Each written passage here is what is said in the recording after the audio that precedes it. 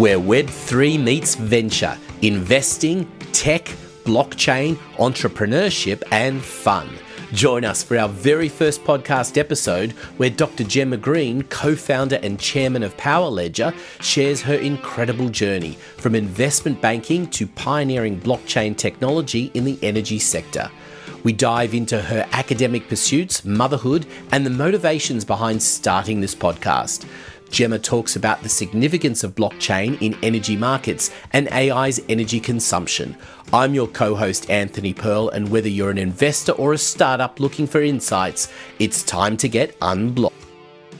Well, Jemma, how exciting to be our first podcast together. And I think the best thing to do is to get you to introduce yourself, how you like to be introduced, because I think there's multiple ways to do it, but how do you like to be introduced? I'm co-founder and chairman of Power Ledger, and we make software for tracking and trading electricity and trading environmental commodities. And before that, I worked in investment banking, originally in risk and derivatives, and then latterly in environmental and social risk, looking at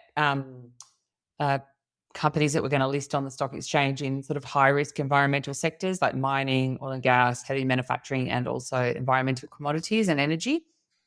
And I moved back to Australia. I worked in London in banking, and I moved back to Australia about a decade ago, and I did a PhD in electricity markets. And I had a few different board positions and also ran for office and was the Deputy Lord Mayor at the City of Perth for a little brief stint.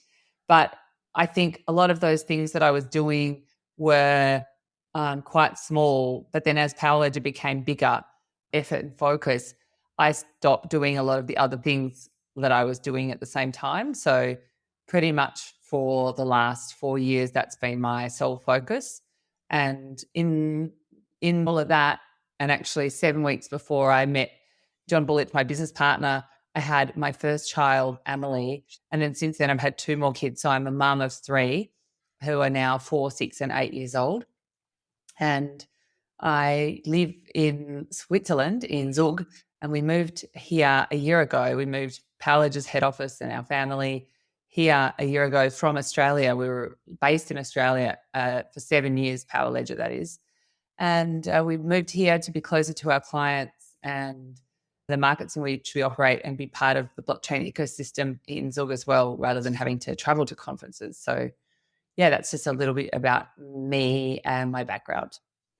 So much to explore in that. And I think that's one of the great things that's going to be about this podcast is we're going to hear more and more from you and some of the incredible adventures that you've had along the way. But I suppose before we get into all of that, I just wanted to ask you from your perspective, what's the reason you wanted to start the podcast?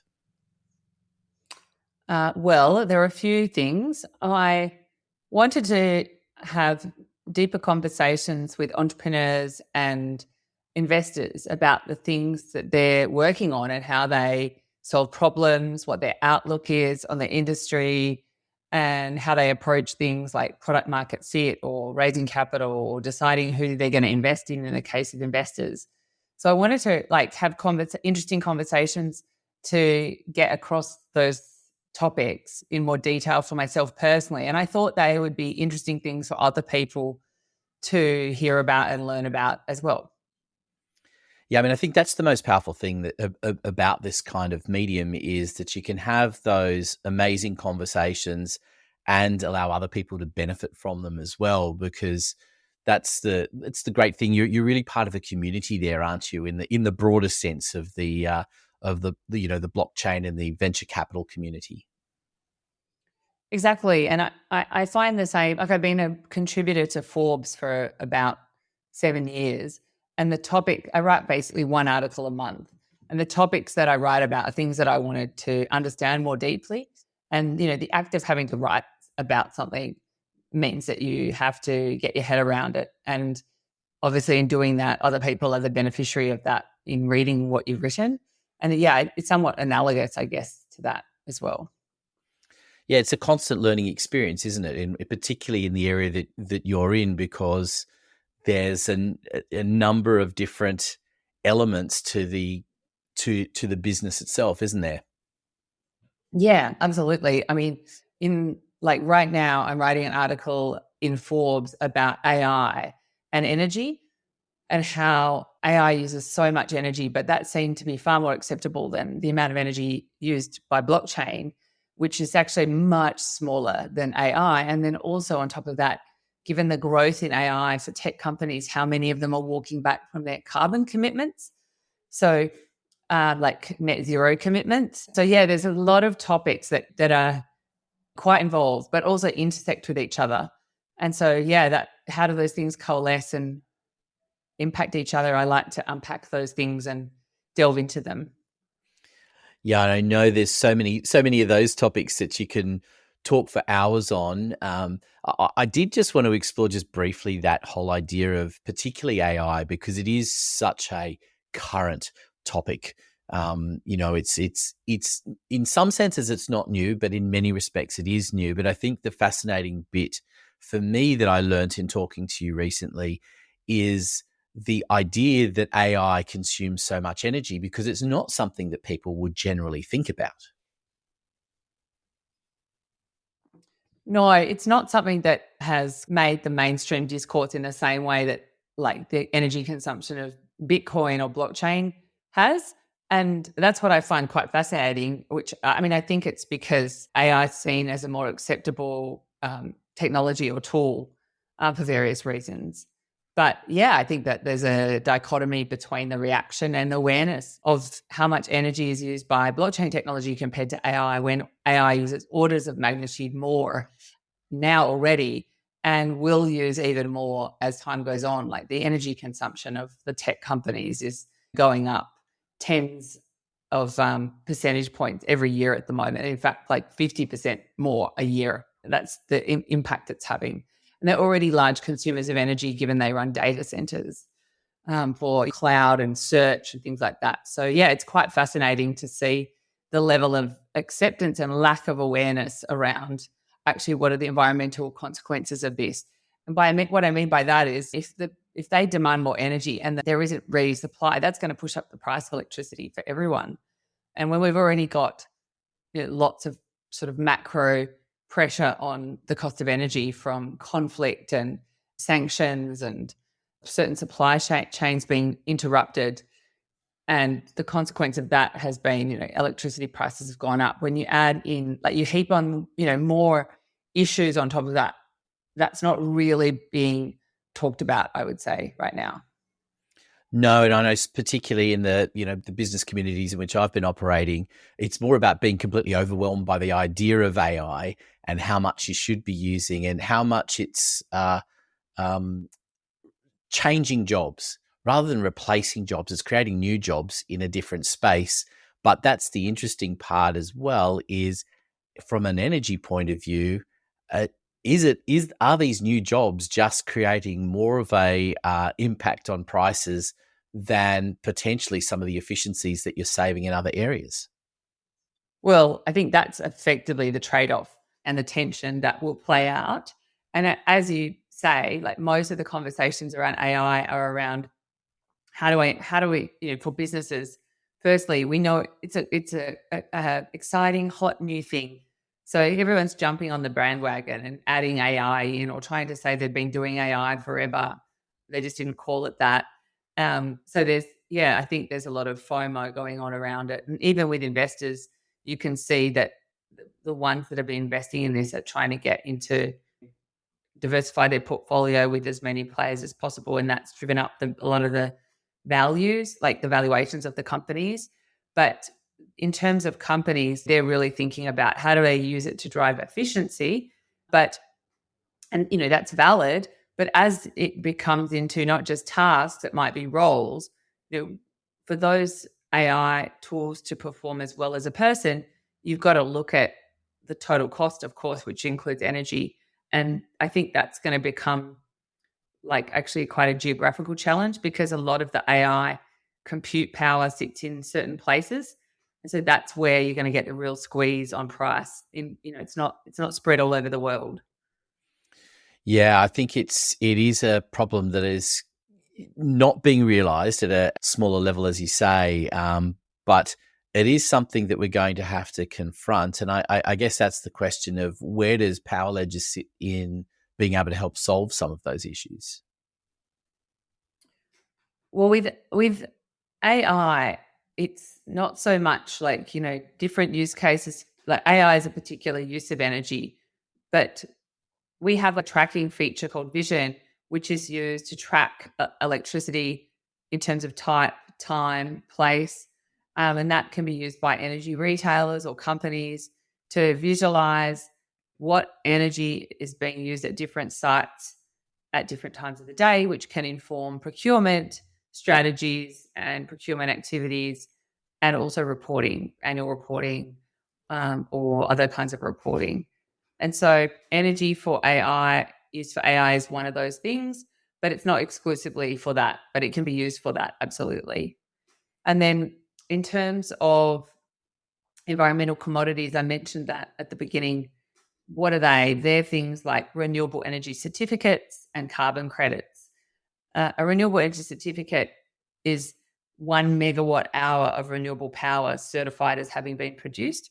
Because when like a solar farm or a wind farm generates a megawatt hour of power, it sells the energy in what's called an offtake agreement, or it might sell it directly into the wholesale market. And it can sell that energy with a certificate attached or separately. If they sell it with the certificate attached, you can call that renewable power. But if you sell it without the certificate attached, it's just plain old energy. The certificate can be sold separately to the energy, which allows somebody else who's bought energy from somewhere else in that particular country to buy a certificate and therefore validly and legally claim that that energy is renewable. Whereas a carbon credit is 1 ton of carbon emission abatement. And that's a little bit different in that carbon credits can be bought and consumed by companies in any country, whereas renewable energy certificates are normally geographically located, because you're saying, well, I'm buying renewable energy in America. So you can't buy a certificate from Australia and claim that the energy consumed in America is renewable. Whereas with carbon, it's seen more globally, and you can buy a credit from Africa if you're in America and make claims about carbon abatement. And then in terms of our solution, just to explain those two topics first so that listeners could understand what's an environmental commodity. So these certificates are traded, they're bought by companies that want to make claims, but they're also traded in the secondary market at different prices to manage and hedge people's exposure to markets and also for speculative purposes.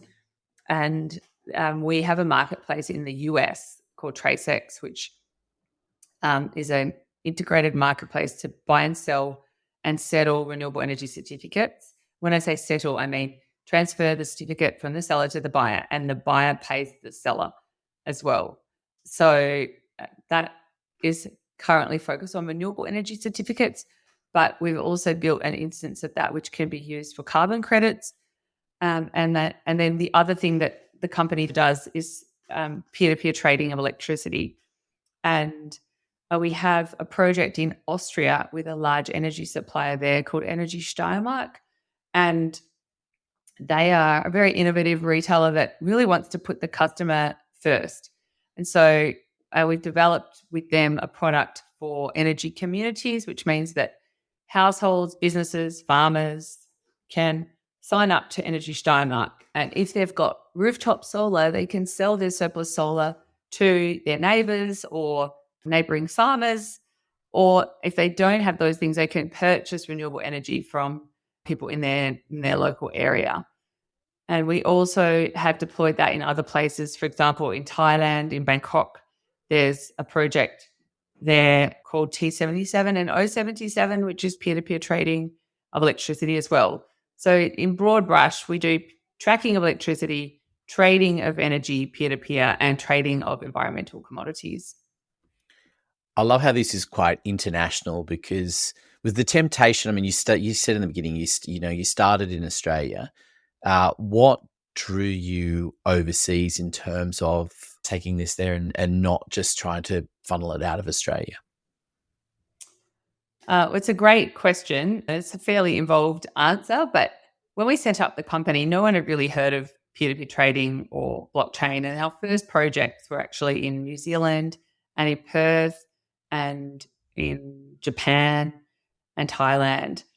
And how those came about is that our first project in Perth, one was my PhD research project, and then we also did a project with in a retirement village with 10 retirees. And this made the news. And then in that news coverage, Auckland utility called Vector heard about us and flew over and did a deal with us, which meant that we would do peer-to-peer trading with them in Auckland, and they bought equity in the company as well.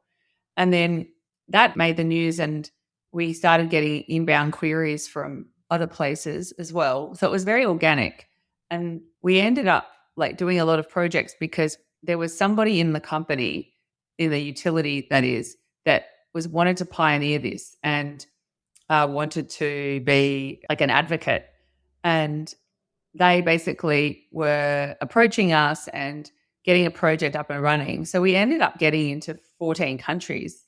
And when you first set up a tech startup, the first question potential clients ask is, can you build anything? So you're always having to, in that initial phase, having to demonstrate your ability to build your core product. And then once you've built it a few times, clients start asking different questions such as, I got you can build it in New Zealand or Japan, but I'm in India. Can you build it can you deploy this in India? And so then you start demonstrating capability in particular geographical regions. And those what I call lighthouse projects are really great because neighboring areas can refer to those and get confidence of your ability to work domestically. But so that's kind of how it evolved, rather kind of organically, I would say. But when I moved to Switzerland, I started to look at, and actually even prior to that, the countries that we're in, like how much sway did that advocate have within their organization to do something bigger than the initial project, or what was the regulation looking like in terms of what we thought might happen in terms of evolving it to make it easier to do work there versus what's actually happened. What's the size of the market, the addressable market, and the accessible market as well? And like, what's the go-to-market strategy? And as we started to do this work, we saw that there were a few places that kind of ticked more of those boxes, let's say. And so then we decided to hone in on those and focus on those. And as as projects completed in places that didn't fit those kind of criteria, we decided not to continue operating there. And this was what I would call like, a new phase for the company, which is, really, we're not proving that we can build anything. We're not proving we can build something in a particular geographical location. Now we're looking at commercialization in particular places where we see the biggest opportunities for scale. And I think with that, that's helped us focus as well. Because to come back to your initial question, managing things in lots of different countries is complex. You have to get your head around a lot of different areas. There's a lot of time zones. Yeah, there's a lot of complexity with getting meter readings from different formats and ways. And I think that it's okay for a period of time, but ultimately it has to lead to something that's more enduring and scalable. Yeah, and I think what is interesting about your journey as well, and it perhaps speaks to why we're doing some of this podcast together, is that it's not just about the power part. It's about the journey and the continuing to learn. And along the way with all of that, you've had to raise significant capital in order to make what you're doing possible, right? Yeah, we're quite lucky in the fact that we have raised money from like VCs and friends and family and high net worth individuals, but we have been lucky in that we haven't had to raise capital since 2017. So we're And the reason for that is we did Australia's first token generation event. We made a token called Power, POWR, which is an Ethereum ERC20 token standard. We issued that to the market with a white paper explaining how it was being used. And that was very successful. We did the first one in Australia. We raised $34 million, and we have managed those resources really effectively, such that we've been able to fund the business, buy back shares, and also since we moved to Switzerland as well, we've decided we will start direct investing in other companies. We are very excited about this, and that's another kind of reason for the podcast, was because I wanted to understand more about how investors think. Power Ledger's invested in like a fund previously that invest in other companies. So we've been thinking about this for a while, but really to learn more from other investors and share deals. I think this was like another kind of motivation for having the conversations with investors as well. Yeah, and I mean, I think that's the great thing about this journey, is that you've got, on one hand, you've got the starting of a business in Australia, building that to globally. You've got the raising funds side of things, and the tech and blockchain side of things. You've also then got now looking at it from the other side and starting to invest in other businesses. And does that lead you down a path of looking for like-minded businesses? Do they look to be complementary? What do you look for in how you're going to invest? Yeah, that's a great question. I'd say that we are in the process of kind of articulating what that looks like in terms of, like, philosophically, we want to understand the businesses that we are investing in. I mean, some VCs, they just want exposure to AI, for example, and will take 20 punts and put money in there, and the kind of strategy is one of those is going to get big at least. And I mean, we may do some of this kind of work, but that's certainly not our strategy. But I think we want to invest in things that we understand and that we really like the founders, that we trust them, and that, we have a view on the addressable market for that, and that this solution is going to respond to that. So I'd say that's a big piece of it. And then clearly, because of the area we work in around energy, there are going to be more deals around that we have a view on, that we have a deeper understanding on. But we also have backgrounds in different areas, like finance, for example. And so we are looking at things outside of that. I'd say it's quite broad, but obviously the more topics that you look at, the more time it takes to wrap your head around things to actually have a deep understanding. So my guess is that over time it will end up being more focused. But it's a little bit of discovery right now around that. And I think that's the fascinating part about all of this, is that as well, that because it's such a community, and and I mean that in the true sense, that you've got a community as far as venture capitalists are concerned, that there is this openness and willingness to share information and to learn along the way. And that's what makes the journey of the podcast interesting, because I know the kind of caliber of guests that you've got lined up to be on the program, and their willingness is just to share, isn't it? And you all want to help each other get better. Yeah, I mean, we're all grappling with how do you achieve adoption in the areas that you're working in. And so, I think that looking at how it might have worked in another area is helpful, and maybe instructive of how to do it. Token models are transposable to various different sectors, and you're starting to see more consistency around that. But there's also innovation happening. So I think they're really useful and interesting things to talk about. How do you create like a kind of microeconomic system using tokens that drives adoption, the right behaviors, good governance, and things like that.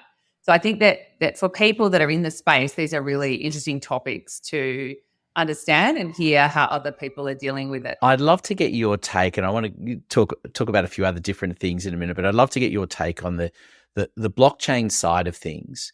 How important do you think that's going to be to start teaching that in schools and people to understand it better? Because at the moment, it seems to be one of those things you've either got a inquisitive nature and you find out and you do a little bit of investing on the side, or you just think it's all too hard and don't hear about it. But it's, as you start to talk about energy and other areas where it's going to be an active part of a lot of things that we have going on, how important do you think it is that we start to educate people a little bit better about how it actually works and what it's about?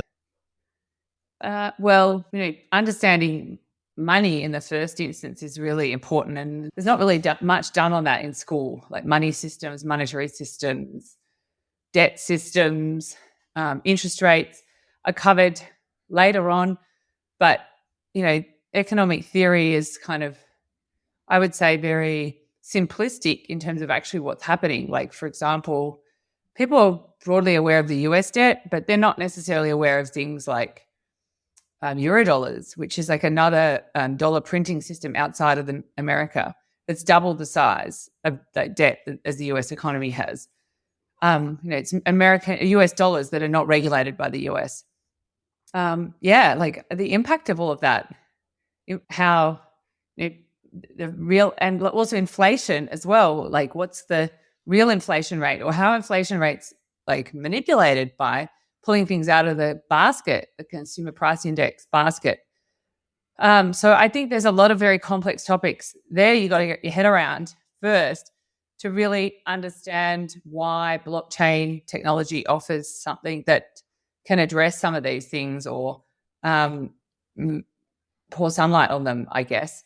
And then in terms of investing in like crypto, things like, Bitcoin or Solana, Ethereum, these are kind of what you would put more in the bucket of or blue chip kind of investments. But even those, you want to have an understanding of them before you invest in them, because they're highly volatile. Now, traders love volatility, but consumers don't necessarily like it at all. So I think if you're going to invest in those things, you want to understand what you're investing in, understand why that's an interesting thing to invest in compared to, say, alternatives. And for us, the performance of crypto like Bitcoin is a kind of reference benchmark, almost like the risk-free rate, that anything you invest in has to be at least as good as that in terms of performance. Yeah, there's a lot to learn from there, and I think we're going to learn more and more as we go through the podcast series. I know there's a lot of things that you touched on just there that we're going to explore with some upcoming guests as well. Before we kind of wrap things, I think it's a good opportunity to go back a little bit to your roots and ask the simple question: back when you were maybe high school age, what was the dream? Could you ever have imagined that you are where you are now? No, I mean, I didn't even know that technology exists, like in terms of blockchain, but more broadly in terms of being an entrepreneur, I didn't think about that at all. When I was a child, like I remember when I was like 5 or 6, I wanted to be a lawyer. That was my dream. And I remember the coffee table in my mum and dad's house, I had turned into like a desk and like made like a sign with my name on it, and grabbed my dad's stapler and hole punch and turned that into a lawyer's office. And then as I got older, I think I was still very interested in that, but it kind of evolved into, it wasn't really until I was 27 or 8 that I got like my next more powerful insight around what I wanted to do. The rest of it, I was like, I'm doing this, it's okay, but I feel like there's something else I want to do. I just haven't figured it out yet. And it was around 26 or 27 that I thought, working in the environmental field would be really interesting to me. And then I got a job like in a JP Morgan looking at environmental and social risk. which I mentioned, in the intro. And I did that for a number of years. But then I really wanted to move back to Australia to see what life was like there, because I'd been away for 11 years and it was becoming more abstract as to whether I would like to live there. And all of my adult life had really been spent in the UK.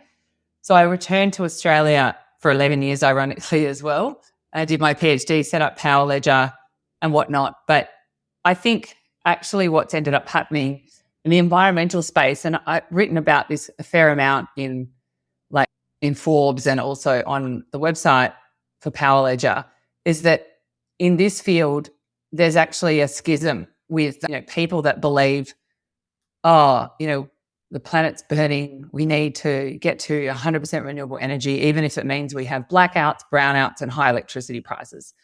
And I just don't ascribe to that view. And it that was part of the reason why we created Power Ledger, because we saw that actually creating market mechanisms could grow renewables without the need for subsidy, which pushes up prices, and without building lots of transmission lines, which push up electricity prices as well.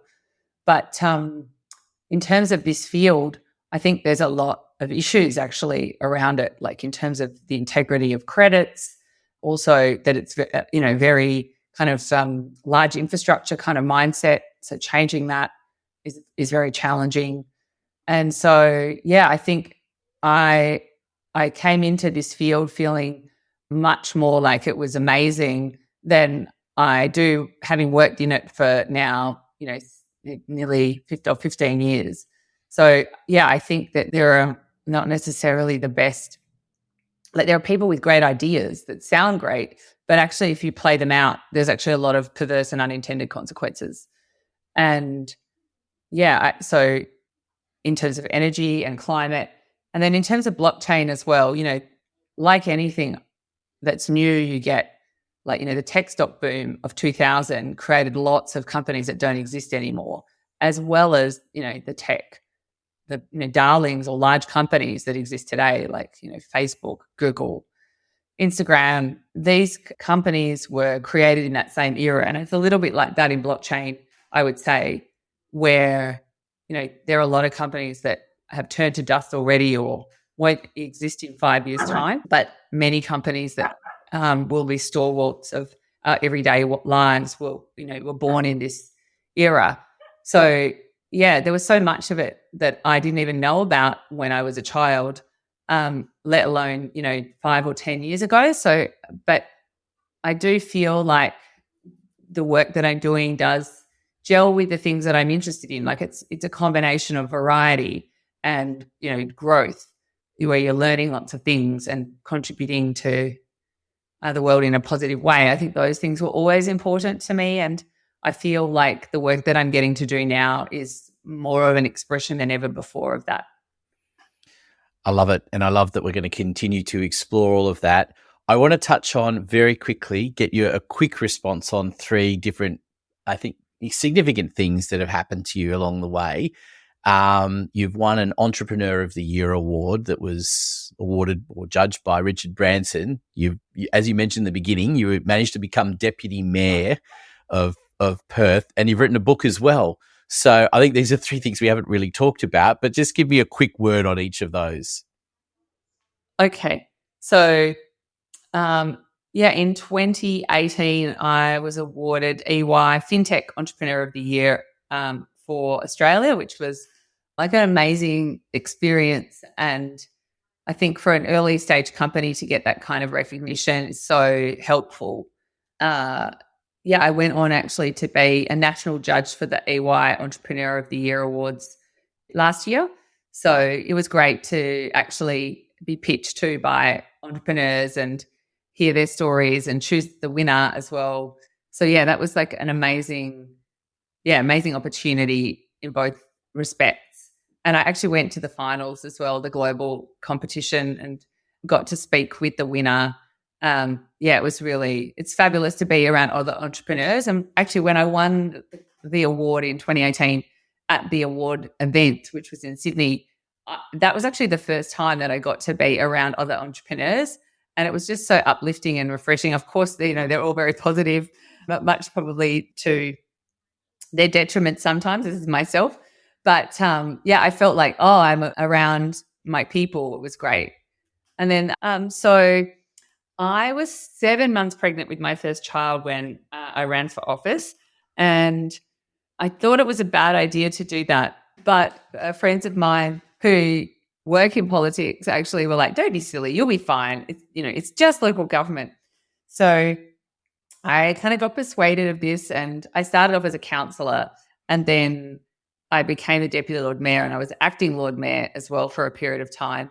And I became the Deputy Lord Mayor because there were two people that really wanted that position, but neither of them could get the support they needed to do that. And I think I became like de facto next best person in line. And this all unfolded in like a 4-hour meeting where they were trying to negotiate to get the numbers themselves. And then they wanted me to do it, and I didn't want to do it.